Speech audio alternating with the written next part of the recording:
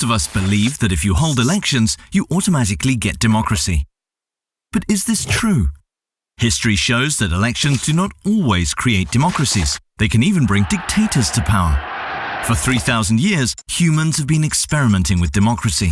But elections only entered the game some 200 years ago, with the American and French revolutions.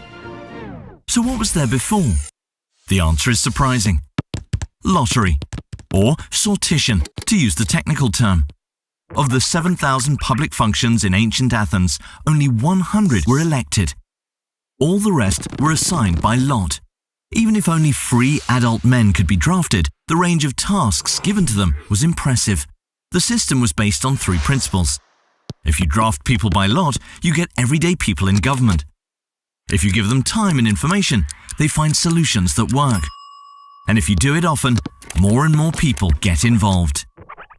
This system worked. It increased public trust, it diminished corruption, and it fostered long-term thinking.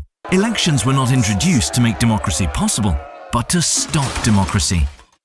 Only very few people could vote, even less could run for office. Elections had to create a new elite, a natural aristocracy as Thomas Jefferson called it. Power had to remain in the hands of a minority. In the 19th and 20th century, more and more people obtained the right to vote and run for office. This was a necessary improvement, but in the 21st century, it's no longer sufficient. Today, many people feel that ticking a box every 4 or 5 years is simply not enough. They still don't feel heard. That's why distrust is rising at an alarming rate. What if people were not only given the right to vote, but also a right to speak? Going back to lottery sounds crazy, but we're using it already every day. We call it opinion polls.